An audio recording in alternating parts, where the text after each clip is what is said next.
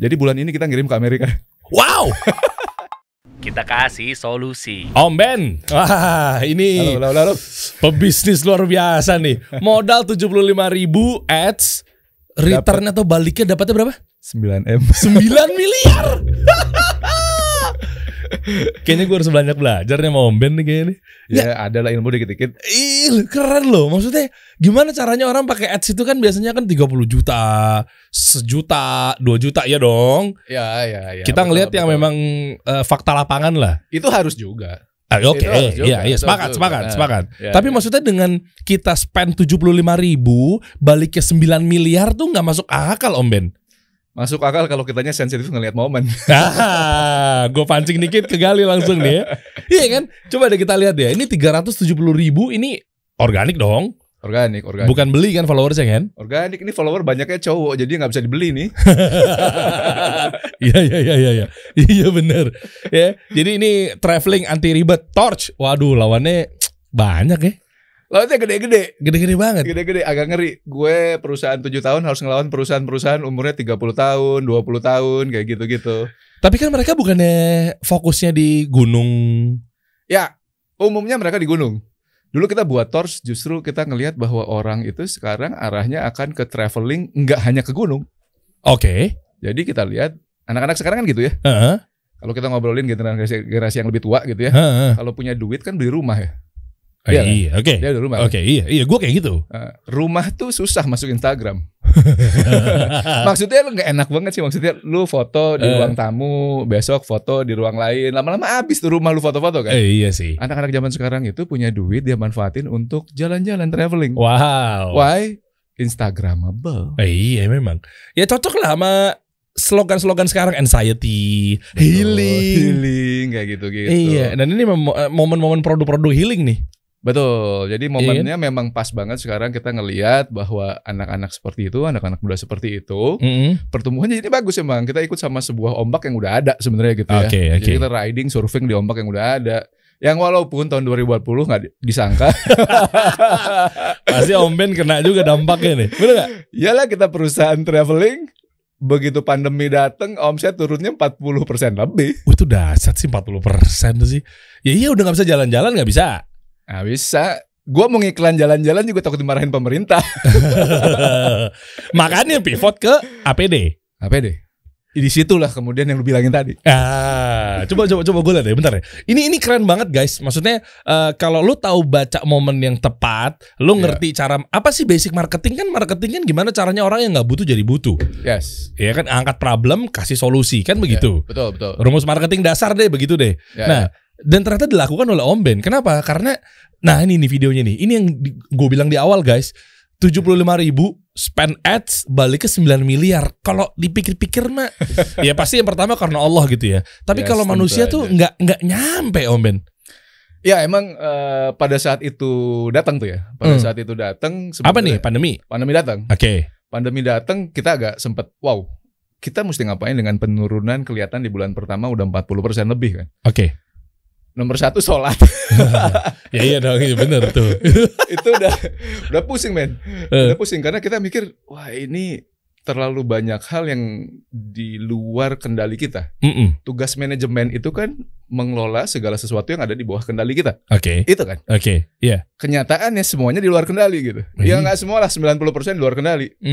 Tapi gue mikir-mikir yang 90% di luar kendali ini tetap di bawah kendali Allah dong. Nah iyalah. Ya kan. Iyalah. Jadi kita mikir nomor 1 semuanya sholat bro. Ya. Jadi memang ya akhirnya ke sana gitu. Dan emang jawabannya kadang-kadang nggak jauh gitu. Kadang-kadang nggak jauh dan kalau mau dibilang apa ya, orang kadang-kadang suka terlalu minta sebuah Q yang terlalu nyata gitu ya. Contoh? Ya minta Tuhan email kita gitu kan nggak bisa. Oh iya. Q-nya waktu itu datang adalah seorang teman yang dokter di rumah sakit di Bandung. Jadi datang ke Torch, dia bilang, Ben, gue butuh APD. Pokoknya lu mesti buatin gue APD. Gue nggak tahu apa itu APD. Ya iyalah. Biasanya jualan buat traveling. Betul. Tapi ternyata orang-orang yang suka membuat traveling kan suka membuat jaket jas hujan dan sebagainya kan. Artinya kita orang yang sangat paham untuk membuat sesuatu tahan air. Oke. Sesuatu yang dibutuhkan agar si virus nggak masuk. bagi dokter, perawat, kayak gitu-gitu kan. Oke. Pada saat itu, itulah yang namanya APD, pakaian yang air nggak bisa masuk, virus nggak bisa masuk.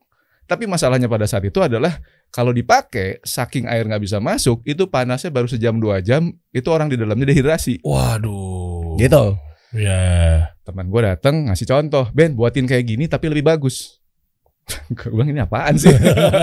Lah, emang pada saat itu nggak memenuhi standar nasional? Sebenarnya kan kalau jaket kita nggak punya standar untuk medis, beda standar ya kan. Oke. Kalaupun kita jaketnya standarnya bagus, bukan untuk medis gitu. Jadi akhirnya kita harus coba reverse engineering dulu. Coba kita lihat, saya pelajari tuh, gue pelajari semua tuh standar-standar internasional segala macam. Within 2 weeks, 2 minggu kita bisa buat. Wow. Itu pentingnya supply chain kita manage. Oh, iyalah. Itu pentingnya. Kenapa kita harus punya banyak teman, punya banyak jalur distribusi kayak gitu-gitu tuh itu gitu. Oke. 2 minggu jadi, gue kasihin ke teman gue. Dokter nih. Dokter di rumah sakitnya gitu ya. Oke. Jadi emang cita-citanya niatnya udah bantu dia doang, bisa jual 200, alhamdulillah. Gue mikirnya gitu. Oke, gue buatin aja kayak gitu. Ternyata pas dia pakai, dia bilang, Ben, ini APD yang paling enak yang pernah gua pakai. Gimana cara buatnya, bro? Boom, dokter loh. Dokter ngomong begitu loh. Dokter ngomong kayak gitu. Lah emang sebelumnya, ya mohon maaf banget ya, tanpa mengurangi rasa hormat. Buat para dokter atau mungkin yang lainnya gitu. Memang yang dia pakai terinya apaan? Kalau gua lihat bisnis peralatan kedokteran ini tuh agak sendirian. Maksudnya gimana? Jadi suppliernya apa segala macam agak tertutup. Oke. Agak tertutup. Internal? Bukan internal sih, tapi memang hanya ada mereka-mereka aja yang di alat kedokteran. Sehingga teknologi-teknologi baru dari sportswear, dari teknologinya tentara segala macam nggak masuk ke situ. Karena memang susah masuk ke bisnisnya alat kedokteran tuh. Kalau lu nggak belong there, susah masuk sana. Gitu. Cuman pada saat pandemi, semua orang nggak bisa buat kan? Semua orang nggak ada yang nyangka butuh APD tiba-tiba pertumbuhannya sekian puluh ribu kali dari sebelum pandemi gitu. Mereka bisa pakai APD, cuman dikit gitu. Nah, kita buatin, akhirnya kita ya karena dipuji sama dokter itu, teman gua itu. Jadi namanya Wiwi tuh waktu itu. Wi, ini gua jual keluar ya, gua bilang. Niatnya gara-gara ini mundur dikit ya guys, biar clear nih ya. Niatnya gara-gara Om Ben ini bikinin karena memang bantuan untuk APD-nya Nggak ada. Cuma sementara 10% dari kebutuhan mereka. 10% dari kebutuhan mereka. Sementara demand tinggi banget nih. Demand tinggi banget. Masalahnya ketika demand tinggi kayak gini, banyak masuk APD yang di bawah standar. Itu bahaya bagi dokternya. Tuh. Cita-cita gua, jangan sampai ini kejadian gitu kan. Lalu dibuat iklan ini. Nah, oke. Nih, sebelum kesini. Akhirnya begitu Om Ben kepikir bahwa kayaknya ini bakal gue jualin aja nih. Dan itu boleh nggak sebenarnya dari kedokteran? Standarnya dikeluarkan oleh pemerintah dan kita ikutin semua. Oh, oke. Ini menarik nih. Ini butuh edukasi ya, terutama buat gue nih, Om Ben. Maksudnya ngejual APD dalam hal yang memang secara komersil banget gitu, itu tuh boleh-boleh aja nih ya, clear ya? Boleh. Sebenarnya boleh, asal lu punya izin sebagai perusahaan bisa masuk ke sana. Lalu lu memenuhi semua standar-standarnya, lu boleh masuk. Perusahaannya mesti ISO dulu nggak? Ada standar-standarnya dan tidak hanya ISO. Apa tuh? Macam-macam. Misalnya standar bahannya ada EISTM berapa sih, gue udah lupa sekarang ya. Tapi ada standar-standar misalnya untuk si bahan ini dia harus kekuatannya berapa. Lalu nanti kita harus bisa membuktikan juga bahwa tadi si partikel air tuh nggak bisa masuk. Itu ada standar-standarnya. Dan sebenarnya Indonesia punya standarnya sebagian. Sebagian besar. Dan ketika pandemi waktu itu ada standar yang harus di-approve dari New York. Itu dihilangkan sama seluruh dunia. Kenapa? Karena nggak mungkin. Kalau semua orang apply ke New York, nanti pandeminya udah lewat, APD-nya baru jalan. Agak proses yang panjang ya Pak ya? Oh, itu banyak dan kita harus penuhin. Alhamdulillah bisa menuhin itu. Sebenarnya ternyata Indonesia canggih kok sebenarnya kita tuh ya. Selama kita punya network yang cukup bagus tentu saja gitu ya. Akhirnya ya kita penuhi standar-standar ini, standarnya terpenuhi. Gua ngikutin aja deh apa kata pemerintah gitu ya. Karena toh kita juga kalau enggak gue terancam masuk penjara kan nggak mau gue. Iya itu makanya. Wah nggak mau tuh. Waktu itu tapi alhamdulillah semuanya bisa. Ketika bisa ya udah dengan modal kreativitas sedikit. Oke, ini menarik nih kita bahas di sini ya. Video ini guys ya di spend at 75.000. Ternyata return atau baliknya malah atau omsetnya ya 9 miliar. Omset dong.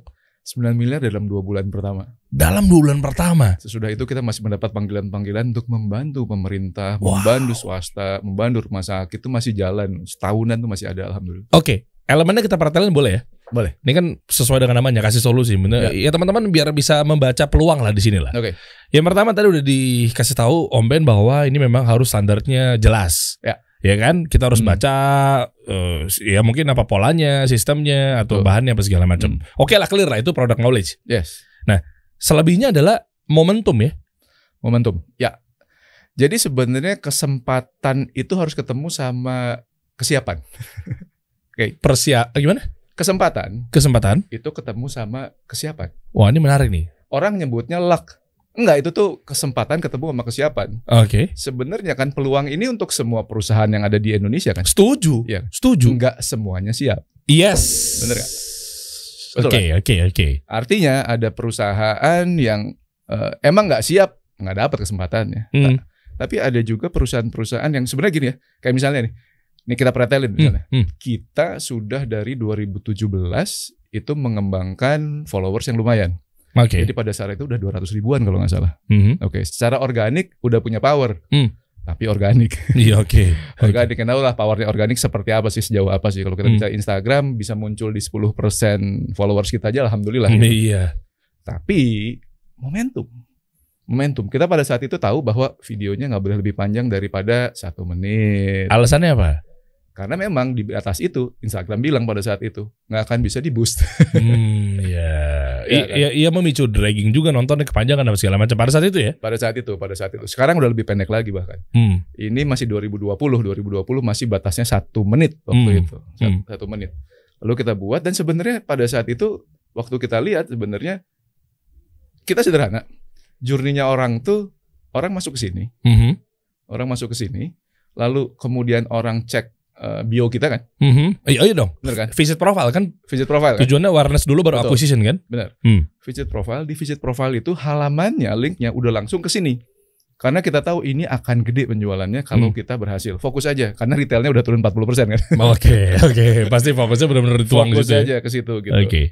Plus pada saat itu kita lihat ini semua orang sedang tumbuh jiwa baiknya. Semua orang khawatir dokter akan sakit. Kalau dokter sakit, perawat sakit, kita semua yang korban kan. Wow, gue ngerti marketing ini masuk dari fear. Ya, fear, pain. Nah itu tuh, clear men. Kalau lu main marketing kayak gitu tuh clear banget. Betul. Fear ini dapat. Takut dokter kenapa-napa. Itu ujung tombak kita loh. Dan menarik Indonesia, orang Indonesia tuh dalam keadaan fear. Iya. Munculnya itu kindness. Kalau gue ngeliat. Iya. Kadang-kadang greed keluar kan. Iya. Tapi kindness keluar orang Indonesia. Yang terjadi adalah ketika ini keluar, gue push pakai 75.000 itu. Yang terjadi adalah semua orang share ini, baik di Facebook, baik di WA group, apa segala macam, merefer kepada perusahaannya, ke temennya, ke rumah sakit. Udah jalan sendiri itu dari hari pertama gitu. Ini gue bocorin deh. Dia berhasil menggunakan teknik flywheel marketing. Flywheel, roda. Jadi yang memanfaatkan momen. Kita bedah marketingnya ya, strateginya nih, Masya Allah nih. Lewat fear, abis itu langsung orang rela tuh untuk nge-share. Betul, nge-share. Iya, makanya hemat banget. Itu rendah banget 75.000. Sisanya kan mereka gabung dengan sendirinya lewat orang-orang yang nge-share kan? Yes, betul. Dan jangan lupa sebenarnya kadang-kadang orang suka gini ya. Orang suka menyalahkan marketing atau memuji marketing terlalu banyak, lupa pada produk. Ya. Yang bisa dipush seperti ini sebenarnya produknya harus bagus. Iya, itu betul. Itu konkret tuh. Betul ya. Jadi pada saat itu ingat gak? Pada saat itu APD-nya luar negeri kalau ngimport mahal banget. Mahalnya mahal banget. We are talking about 1,8 juta per piece loh. Pakai sehari doang. Bangkrut nggak tuh negara ini gitu kan? Iya. Atau pada saat itu ada juga yang buatin harganya murah, 75.000 gitu ya. Tapi nggak ada standarnya. Ya itu. Nggak memenuhi standar. Lalu kita cari ini bisa dipakai. Harganya pada saat itu 450.000. Kita diskon untuk semua yang sifatnya sumbangan apa segala macam, kebutuhan medis untuk pandemi gitu kita diskon jadi 300 ribuan kalau nggak salah waktu itu. Kemudian sama kita si produk ini kita pastikan bahwa dia dites untuk bisa dipakai 30 kali. Reuse dan standar internasional memperbolehkan. Kok Jadi gini. Dunia ini nyari duit kemana-mana. Iya. Kalau bisa dipakai sekali, mendingan jual sekali kan. Oke. Biar besok beli lagi. Iya. Bener gak? Iya politiknya begitulah. Politiknya begitu kan. Politiknya begitu. Tapi dalam keadaan seperti ini, ketika bahan sedikit apa segala macam, orang jadi buka-buka buku lagi kan. Jadi buka-buka buku lagi. Lalu gue lihat pada saat itu, loh, ini ada aturan yang memperbolehkan bahwa sesuatu itu boleh digunakan lagi, APD ini boleh digunakan lagi asal melalui proses pencucian. Pencuciannya ada standar ya. Nah itu baru mau ngomong gue. Reuse ini kan nggak ngasal kan? Nggak ngasal, ada standarnya. Dan kita harus memenuhi standar itu gitu. Kita uji coba di rumah sakitnya teman gue itu. Keren banget. Kita uji coba sehingga akhirnya ini APD bisa dipakai 30 kali. Penggunaannya jadi 15.000 per pemakaian. Wow. Itu yang membuat ini kemudian jadi hitnya kayak gitu. Betul. Yang ini 1,8 juta, yang biasa-biasa aja nggak pakai standar itu 75.000 sekali pakai. Yang ini sekali pakai 15.000, ya udah. Oh, dia menang di situ. Jadi juara lah di situ. Genius. Makanya hati-hati kalau kita nganalisa, ini gue ads-nya nggak bagus apa segala macam. Ntar dulu, mungkin bukan ads loh. Sering ngomong gitu, jangan-jangan bukan ads-nya lu boncos, tapi gara-gara mungkin dia produk lo misalnya. Betul. Iya, terus juga kadang lupa juga, ada produk, terus ada juga sisi yang market yang kalau gue pakai ini gue jadi siapa? Itu ada juga tuh Om Ben. Ada yang kayak gitu. Ada yang kayak gitu juga tuh. Ada yang kayak gitu. Misalnya gue pakai ini karena jadi lebih kelihatan kayak keren, lebih kelihatan kayak dokter. Itu kan ada juga tuh. Jadi dua lah, antara produk sama customer juga harus dipikirkan. Ini kan gini ya, pernah baca buku Blue Ocean Strategy? Oke. Di buku Blue Ocean Strategy itu ada sebuah metode namanya untuk mencari value curve, kurva nilai. Oke. Jadi kurva nilai itu sebenarnya gini sih, kita berusaha membagi-bagi produk kita menjadi beberapa atribut. Harganya mahal atau murah, gitu kan. Atau misalnya tempatnya, lokasi gitu kan. Lokasinya misalnya, atau misalnya berat atau ringan, enak dipakai atau enggak, dingin atau panas, kayak gitu kan. Sehingga setiap brand, misalnya tadi gue petain aja tuh gitu kan. Kita bisa petain brand brand A, B, C, D, lalu Torch gitu kan. Lalu kita lihat nih, si brand A misalnya di perusahaan outdoor. Si brand A itu sendalnya misalnya berat atau ringan atau berat, harganya mahal, lalu misalnya dia bisa dilipat atau tidak gitu ya. Itu fitur-fiturnya kan. Itu kan model yang sumbu yang gini kan. Sumbu gini, nanti jadi bentuknya jadi kayak kurva gitu ya. Betul. Nah, kalau kita mau membuat sebuah produk yang bisa masuk Blue Ocean, ini Blue Ocean. Orang lain gak saingan. Orang lain kan berusaha semurah mungkin. Itu mah Red Ocean. Iya, Red Ocean gitu kan. Atau orang berusaha tadi sekali pakai. Nah, gue beda sendiri. Jadi ini kalau dilihat, semua orang akan punya kurva yang bentuknya mirip tuh. Beda-beda dikit. Tapi kalau Torch? Kalau Torch beda sendiri tuh. Beda sendiri. Artinya gini, kalau lu buat brand atau buat produk gitu, kalau masih mirip-mirip, itu ibarat orang konsumen tuh ngelihat, oke, yang ini anjing poodle, yang ini anjing chihuahua gitu ya. Untuk konsumen kayak gue gak tahu bedanya poodle sama chihuahua. Oke kan? Perbedaan yang tidak signifikan itu membuat orang melihat ini anjing. Brand lu dianggap anjing aja sama gitu. Tapi kalau lu bisa membuat sebuah kurva yang berbeda, ini kucing. Iya, betul. Di mata orang berbeda, orang mau bayar beda. Ya karena kalau tadi masalah anjing tadi ya mentoknya di hanya kategorinya anjing, tapi kan anjing yang mana? Benar. Dia hanya di brand kategori tuh. Benar. Ada penjelasan mengenai branding tuh kayak begitu tuh. Nah, tapi kalau tadi ini kucing, udah masuk ke niche. Betul. Dan fokusnya kemana? Keren ya Om Ben. Caranya. Kita pernah sukses dengan produk yang berbeda dengan cara itu loh. Emang iya? Iya, pernah. Yang mana? Ada satu produk lagi namanya sendal Arafah. Itu sendal untuk umroh sama haji. Oke. Dan ini produk pertama yang laku di Torch secara online. Kayak apa? Ada kali kalau dicari di sini. Nanti kita cari ya. Kita cari jadi ya. Gini, jadi ceritanya lucu juga ya. Jadi sebenarnya gue tuh pengen buat sendal. Tapi dari zaman dulu bingung. Karena saingan sama brand-brand jagoan itu. Kalah lah, gue gak ada namanya kan. Jadi udah 30 tahun dipakai gitu. Belum lagi gak cuma secara umur dong 30 tahun. Belum lagi yang main-main KKN, nepotisme. Pentung-pentung dikit gitu. Aduh ngeri.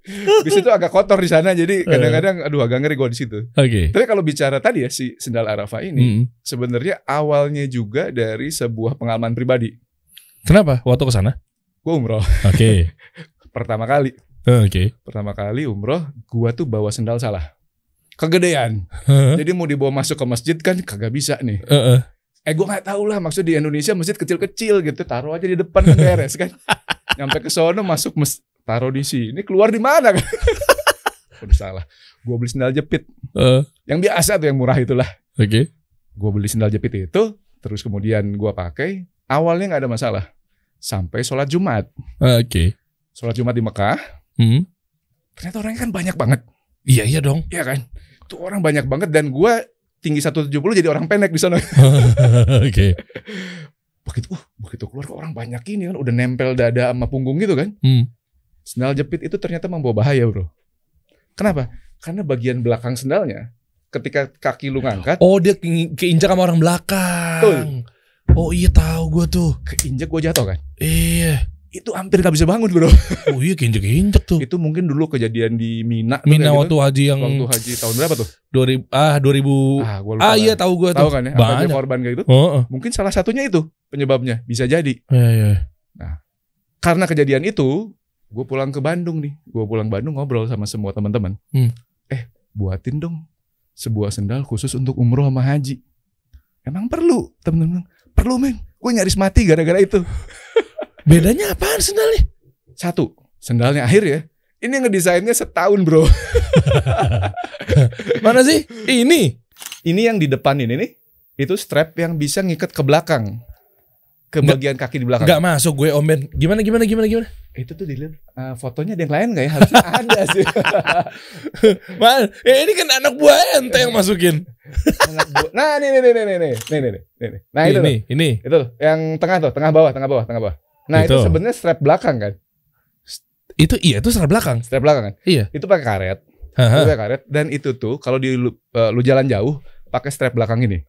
Oke, iya, biar ngikat kan? Iya. Begitu lu wudu, lu lipat ke depan. Emang bisa? Bisa. Oh, didesain begitu. Itu desainnya si lengkungan itu, biar bisa dilipat gitu tanpa harus ada. Ini. Nah, nih, yang atas. Yang atas. Oh, jadinya begitu. Tuh, itu jadi kelipat kan? Oh, kelipet, iya. Kan? Itu nggak usah pakai velcro, nggak usah pakai buckles, nempel gitu doang. Itu ngedesain si lengkungannya 3 bulan. Loh, kalau nggak pakai velcro, gigitnya pakai apa? Itu buka atas, enggak, diam sendiri. Hah? Itu fisika, bro. Itu fisika. Begitu dia ceklek dia langsung turun gitu. Betul. Kalau kelengkungannya bener. Kalau nggak bener, nah ini lihat tuh, kecil kan, gampang di packing kayak gitu kan. Dan ini sendal yang sangat ringan. Kalau dibandingkan sendal-sendal si outdoor yang lain. Oke. Sengaja dibuat ringan. Nah ini kan. Itu petana tuh. Nah, tuh nggak jatuh tuh. Atau kayak gini pakainya. Oke. Dan di Arab ini kita kan sering wudu dong. Iya. Sering wudu dong. Begitu pakai, tinggal taruh, pakai lagi, kering ini. Karena ini pakai bahan untuk nyelam. Oh, bukan kain yang bikin bau. Tahu gak sih lo? Iya, tahu. Kayak brand-brand yang tadi 30 tahun tuh mungkin tuh. Gue pernah punya tuh, itu bau tuh kalau kena ini nih air. Karena gak dirancang untuk wudu itu. Lama doang lo. Menang tua doang lo. Jadi ya memang ternyata tadi ya. Waktu gue desain ini, nomor 1 gue paling bingung adalah ini gue mau jual kemana? Pada saat itu kita belum bisa digital marketing. Oke. Ya market yang mau umroh kan? Enggak juga. Bingung gue tawar-tawarin kan ke travel agent kan? Ya iya paling. Kagak ada yang mau. Karena ini barang baru. Tadi iya. Kalau biasa jualan anjing, lu nggak mau jualan kucing. Iya gitu kan? Butuh edukasi lagi. Butuh edukasi. Edukasinya kan susah ya. Dekatan dikit Om Ben. Susah kan? Edukasinya kan susah tuh ya. Jadi akhirnya kita pikir gimana caranya ya? Akhirnya kita coba belajar digital marketing nih. Oke. Kita belajar digital marketing, coba direct aja tuh consumer. Karena gue datang ke agen-agen outdoor, gue bilang kan, lu mau nggak jualin ini gitu? Kita puterin tuh sejawa. Nggak ada yang mau. Dia bilang nggak ada yang mau beli sepatu untuk sendal untuk umroh. Nggak ada, sini mau naik gunung beli ini gitu. Benar juga, gue bilang kemana gue jualannya? Agen travel nggak mau, agen outdoor nggak mau gitu ya. Belajar digital marketing, cobain. Kita tembak aja pada saat itu orang-orang. Ini lucu nih. Ini iklannya pada saat itu lucu. Dulu Facebook targeting audiensnya tuh masih bagus. Oh, belum secaur sekarang ya. Sekarang kan caur ya. Iya sih. Sekarang kan caur. Dulu masih bagus tuh. Tapi ini juga ada pelajaran bagus nih. Gue waktu itu kejar coba target kepada pengikut ustaz-ustaz. Oke. Masuk akal. Masuk akal. Ya kan ngebidiknya ke sana kan. Benar kan? Lalu gue uji coba juga targeting kepada orang-orang yang menyukai travel umroh. Iya, oke. Masuk akal juga kan. Lalu ada juga ads yang ngejarnya orang yang penyuka mobil. Hubungannya? Kita coba aja, kita coba segala macam gitu. Kenapa sasar ke sana? Awalnya kita nyoba aja. Ini orang kita pikir, kayaknya orangnya punya duit, udah gitu doang. Kita pikir begitu. Secara psikografis ya. Psikografis gitu, kita mikir begitu. Ternyata yang paling efisien yang mana coba? Aduh, paling efektif dan efisien. Kalau pertanyaannya begini biasanya terbolak-balik nih. Yang ayo mobil, alasannya bisa mampu beli sendal harga 200 ribuan. Jadi gini, gue akhirnya menemukan gini. Orang yang menyukai Ustadz, yang like, memang iya akan umroh. Tapi banyak yang belum mampu. Oh iya. Betul gak? Ya. Orang yang sudah menyukai travel umroh, emang umroh, tapi udah lewat umrohnya. Iya betul. Akhirnya nggak efisien. Ternyata orang Indonesia itu sederhana. Kenapa? Kalau lu punya duit, lu beli rumah dulu. Abis beli rumah, lu beli mobil. Abis mobil, umroh sama naik haji. Ya pinter juga dia nih. Iya bener ya. Malah di nomor 3-in tuh. Harusnya kalau lu punya duit mah umroh haji dulu. Bener. Tapi kita ngomong behavior. Behaviornya ya mau gak mau kita harus akuin bahwa ya orang Indonesia perilakunya begitu. Dan memang kembali ini well designed. Ini menang penghargaan lumayan nih. Emang ya? Menang. Kita super brand? Penghargaannya Indonesia Good Design Award. IDSA itu ada, kita udah menang 2 di Indonesia tuh IDSA, satu lagi Anugerah Bangga Buatan Indonesia. Lalu lembaga apa? Yang bikin lembaga apa? Kalau dua-duanya kementerian tuh.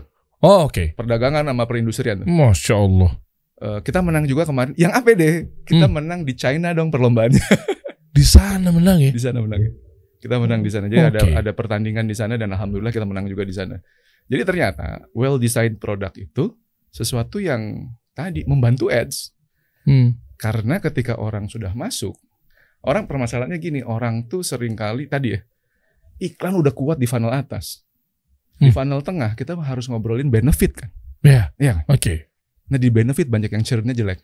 Banyak keluar churn-nya. Orang tidak suka karena tawaran yang diberikan pada produk itu tidak menjawab permasalahan yang orang punya gitu. Sendal Arafah ini menjawab cepat keringnya, amannya, ringannya. Itu sengaja tuh didesain seperti itu, tinggal dilipat doang gitu ya. Itu karena kita ngelihat, gue sendiri ngelihat bahwa kasihannya itu orang tua. Dan yang haji itu banyak yang tuh udah sepuh kan. Mereka harus ke bawah tuh benerin. Effortnya susah. Kita pikir ini harus cuman bisa pakai satu tangan digituin doang. Iya. Ternyata itu membuat, tahu nggak ini dulu ROAS-nya berapa? Berapa ROAS-nya coba? Berapa persen? Paling tinggi ROAS-nya 18 loh. Jadi kalau gua taruh duit 10 juta dapat duit lagi baliknya 180 juta. Kalau main ads begitu tuh. Dulu nih di awal-awal seperti itu. Gokil. Sekarang Facebooknya udah hancur sih. Good old days. ROAS 18 gede banget loh. Gue ROAS 4 aja tuh gede banget loh. Udah bahagia kan? Udah bahagia loh. Ini bisa 12, 18. Itu dulu wajar sekali dulu. Tapi tadi ya, maksudnya good ads ketemu sama good product sebenarnya mau apalagi gitu. Oke. Mantap Om Ben. Balik lagi dong video yang tadi dong. Gue mau lihat dong. Strategi yang ini oke. Ini daging banget menurut gue nih Om. Ini dahsyat nih. Maksudnya dengan fenomena sendal dia momentumnya bagus, akad keresahannya. Gue suka deh. Memang banyak UMKM kita juga kadang nggak paham mengenai ini nih ya. Hati-hati dengan tadi narasinya bagus banget, good product. Tapi mereka biasanya good product itu tidak digandeng dengan ilmu marketing yang benar. Contoh, marketing kan memang ada current issue, ya problem, solution gitu kan. Nah biasanya mereka tuh produk, tapi mindsetnya itu cuma nggak jauh-jauh dari fitur. Dia sibukinnya di fitur doang ya. Betul. Nah cuma nggak diangkat tentang masalah si problemnya, solution, and current issue, momentum. Nah itu tuh penyakit-penyakit UMKM nih. Sorry tuh gue harus bahas kayak gini ya. Buat lo juga kok sebenarnya. Nah itu gimana menurut lo Om? Jadi gini, satu, dalam komunikasi fitur is important. Tapi ketika mengkomunikasikan, kita komunikasikan benefitnya. Benefit itu kan sebenarnya feature yang dilihat dari sisi pengguna, calon pengguna. Kalau tadi misalnya, kalau gue bilang, ini bisa dilipat, strapnya bisa dilipat ke depan, itu feature. Benefitnya apa? Nah ini loh, makanya gue pancing begitu tuh. ini harus kebahas nih. Banyak nih UMKM tuh, mesti ngelipet. Ini bisa dilipat loh guys. Tapi apa benefitnya? Artinya lu kalau jalan jauh nggak akan capek karena strapnya ke belakang. Kalau lu lagi sering wudu, lipat aja ke depan, nggak repot ngelepas sama makainya, gitu loh. Lo lihat deh, itu kan strategi tentang customer yang dibahas mengenai marketing fokus sama customer tuh kayak gitu. Karena behavior capek, bener? Ya, Ribet, bener? Ribet. Iya kan, capek, ribet, effort, lagi wudu tuh jongkok, pegel, itu kan behavior semua tuh. Nah makanya banyak UMKM tuh keplesetnya di situ. Ternyata Torch sudah memenuhi syarat. Nice. Kita pengen punya brand besar, bro. Okay. Kita pengen punya brand besar. Jadi cita-cita kita itu adalah ingin punya brand Indonesia yang actually bener-bener bisa nyaingin Indomie tuh jualan di luar negeri. Pengennya gitu. Mantep. Bukan cuman iklan di Times Square gitu, bro. tahu. Maaf ya, ada yang kena ya. Saya tahu siapa itu. Bangga-banggain kan. Woi, muncul di Times Square. Tapi gak ada conversion, ngapain juga. Ngapain juga, jualannya di Indonesia kan. Ya tapi ya oke, itu strategi yang berbeda mungkin gitu ya. Fair-fair aja kalau menurut gue. Tapi gue tuh bener-bener pengen gimana caranya sebuah brand Indonesia bisa jualan di luar negeri dan diakui bagus gitu. Oke. Jadi bulan ini kita ngirim ke Amerika. Wow. Kita cobain. Serius. Kita cobain jualan di Amerika. Kita udah kerjasama sama gudang di Amerika. Kita kan bisnis modelnya emang gitu. Bisnis model kita lean. Kita nggak punya gudang sendiri. Wow. Iya, tadi gue ngobrol guys sama Om Ben. Nanti gue pengen bahas ya. Kasih tahu ke audiens gue itu. Maksudnya lean-nya tuh seramping apa timnya. Ternyata lo akan kaget deh. Kira-kira coba deh.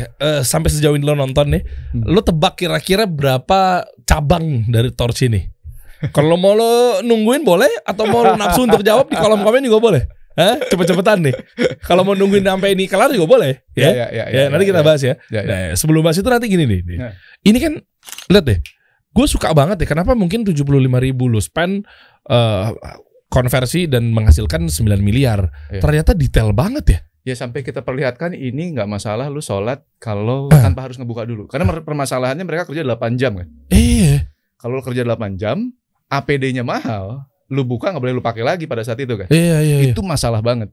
Dan mereka juga akhirnya memikirkan, tapi kalau gue pakai terus juga kan panas ini tuh gitu kan. Ya kita pecahkan tuh solusinya. Lu dingin, adem di dalamnya, dan ini si potongannya itu dibuat agak loose sehingga ketika lu sujud sujudnya paling menantang soalnya posisinya. Semua ke stretch kan. Itu bahaya, ini ketarik lah, ada yang sobek apa segala macam. Kalau ini sholat friendly. Nice. Behavior kena banget sih. Kita beda bareng-bareng ya. Video advertisingnya Torch ini ya. Tuh langkah tek masang. Oke. Dipasang set lebih aman. Ada perlindungan ganda di depan? Ya, oke. Set bagian leher juga ada. Neck flap satu lagi di sini ya. Oke, sehingga udah benar-benar ketutup banget, dipakai sholat fleksibel. Yes. Oke, dengan narik sekarang ngikut ini ya. Gerakan ini menarik banget deh. Air pun nggak tembus. Air gitu nggak tembus. Nggak tembus deh. Tangannya tetap kering. Oke. Nggak bisa masuk. Semua di-seal, nggak ada air bisa masuk dari manapun. Lalu kita punya untuk double protection kalau mereka mau. Ini udah satu rangkaian? Satu rangkaian. Oke. Jadi kalau orang kan kalau ada jahitan tuh harus ada. Udah di-seal kan? Udah di-seal. Tapi tetap ada jahitan dong, namanya juga baju gitu kan. Iya, oke. Akhirnya kita buat barcode yang jahitannya di belakang. Sehingga di depan nggak ada jahitan. Jadi ini saling menutupi gitu. Di sini ada jahitan, ditutup sama yang belakang ada jahitan. Di depan ada jahitan, ditutup lagi sama yang ada jahitan di depan. Oke, nice. Mengakali, dan kadang-kadang gini, lu mesti ngebiasain dalam keadaan keterpepetan. Dan kita ini orang Indonesia hidupnya kepepet mulu kan. Biasanya gitu kan. Tapi itu tuh berkah. Karena begitu lu kepepet, yang keluar ide-ide kayak gini. Soalnya udah turun omset 40%. Revenue kan? Revenue udah turun 40%. Gue udah bingung tuh 2 bulan 3 bulan lagi gaji apa nih orang lu. Ya. Oke, tadi belum kebahas yang gue bilang bakal balik lagi berapa cabang? Torch ini? Torch cuman punya 2 cabang, 95% pendapatan kita dari online. Wow. 95% online. Apakah ada distributor atau memang retailnya langsung ke end user? Kita nggak punya distributor, kita nggak punya reseller, kita langsung pada consumer. Tapi kita ada teman-teman yang ngejualin di Shopee tentu saja. Oh, affiliate marketer gitu. Yes, afiliator mereka gitu. ada afiliator yang di Shopee, ada Tokopedia, sekarang di TikTok lagi kita kembangkan. Intinya gini, gua ingin kembangkan sistem yang semuanya digital. Jadi kalau sistem distributor lama gitu ya, agen tipe lama, ini tuh tipe bisnis zaman dulu. Ketika digabungin sama online, ribet bro. Misalnya contoh kasusnya adalah lu jualan di Shopee atau Tokopedia. Mereka suka minta kadang-kadang kan, oh ini 11-11, 12-12, diskonnya 50% dong, iya kan? Iya kan? Iya. Masa kita nolak gitu kan? Loh, tapi gini Om Ben, dengan adanya mereka kan justru lebih berkembang, justru lebih maju. Kita banyak kaki tangan, diem aja duduk manis. Betul. Nah, kalau kita pakai sistem distributor yang terpisah, gua kasih diskon 50%, semua distributor marah-marah sama gua. Iya kan? Okay. Toko-toko mereka kosong jadinya gitu kan. Tapi kalau kita kerjasamanya sama sistem afiliator, mereka kan jualannya di Shopee, TikTok, Tokopedia juga. Sehingga ketika terjadi diskon gede 50%, mereka juga menikmati sebenarnya. Menikmati dalam hal apa nih? Karena mereka, misalnya kitanya yang ngasih diskon ke konsumen 50%, mereka tetap dapat diskon lagi kan? Bagi resellernya. Iya. Jadi karena kita lagi diskon, mereka pun uangnya naik, pendapatannya naik juga gitu. Oke, begitu polanya. Jadi sistem jadi menurut gua gini. Showroom telah berubah menjadi web store. Oke. Peralihannya itu showroom itu bentuk barunya adalah web store. Toko kita sendiri di internet. Iya. Yang bisa jualan. Lengkap dengan pembayarannya kayak apa. Pokoknya semudah mungkin gitu ya. Pasar berubahnya kan jadi marketplace kan. Oke. Segala macam ada. Orang datang ke sana bingung gitu kan. Oh, ada banyak barang. Gimana caranya guide ke brand kita? Iya. Gitu kan. Itu di pasar sama aja kan? Sama. Oh, iya. Cuman digitalnya versinya adalah marketplace. Oke. Sementara yang namanya distributor, agen itu sekarang jadi afiliator. Perubahan bentuknya. Sama satu sistem digital. Jadi kenapa harus pakai distributor sama agen? Gitu kan maksud lo? Betul. Karena sudah berubah bentuk nih sekarang nih. Nike bro, dulunya kan 90-80% lewat distributor kan. Iya nggak? Iya. Rantainya panjang, diskonnya banyak gitu. Iya kan? Dari distributor, agen, subagen gitu kan. Iya betul. Nike sekarang sudah lebih dari 50% direct to consumer. Makanya perusahaannya sehat. Margin dia jadi gede karena rantainya pendek. Iya, oke. Sepakat sih memang kalau distributor, agen itu kan belum lagi potongan yang lo dapat berapa? 40%. Nanti si agen ngambil ke distributor berapa? 30%, 20%. Bener. Ngeri banget sih. Bener yang agak ngeri sebenarnya. Ini boleh-boleh aja, gue gak maksa orang ya. Gue gak maksa orang ya. Tapi pasti teman-teman yang jualan lewat agen pernah ngalamin misalnya, dulu setiap ada kita, lalu ada brand baru, pindah. Lu gak bisa pegang. Itu lu gak bisa pegang. Itu ngeri itu. Iya sih. Banyak dulu, gue banyak denger dari teman-teman gitu ya. Dulunya jualin baju gue, hijab gue, pandemi jualan masker. Dan saya ditinggal nih, gitu kan? Saya ditinggal. Banyak yang bikin mental reseller join atau mungkin mentalnya agen join sama brand A gitu kan? Taunya udah dapat ilmunya, dia bikin brand sendiri. Dahsyat. Atau dia nebeng sama brand lain. Bener. Dan itu memang itu penyakit dan itu tuh mungkin terjadi. Tahu aja, sikapi aja kalau gue menyelamatkan dirinya, membuat sebuah pola yang amannya adalah dengan tadi. Kalaupun ada sistem penjualan melalui pihak lain, mereka harus digital juga. Karena biar ke tracking, ketahuan dari siapa. Kita spend duitnya juga harus ketahuan tuh. Gue mau bantuin si Anu, bener nggak convert duitnya? Iya. Makanya di Tors tuh yang namanya data tuh udah nomor 1 lah. Bahkan desainer aja harus patuh sama data kalau di kita. Gitu. Oh iya, desainer paling ngeri soalnya. Oke. Desainer itu kan orang penting di kita ya. Iya. Harus inovasinya kepake banget kan. Iya, oke. Cuman mereka juga punya sifat-sifat artis gitu ya. Oke. Karena merasa bahwa dia dibutuhkan. Betul, dan kreativitas hubungannya banyak sama tadi sifat artisnya mereka. Tapi kalau mereka udah mulai ngomong gitu, ini kudu ijo. Desainer yang satu bilang merah. Itu kliennya 2 hari bro. Ya oke. Itu sama kita nggak ada yang keluarin data mengatakan apa? Oke. Diskusi based on data ya. nggak boleh lewat mana-mana lagi ya. Oke, jadi objektif tuh, bener tuh. Oh ini bagus sih masukannya nih. Karena kalau kayak gitu tuh berantem 2 hari 3 hari seminggu nggak kelar-kelar karena memang nggak kelar-kelar. Oke, data. Karena seringkali yang kita berkelahi itu adalah hal-hal yang memang semua orang tidak tahu sebenarnya. Iya betul. Data yang dimaksud itu yang dilempar ke permukaan itu data yang mana? Data sales penjualan paling banyak. Misalnya antara warna merah apa hijau, ternyata market kita ini demennya warna merah. Ini datanya nih, gitu. Kita kasih solusi.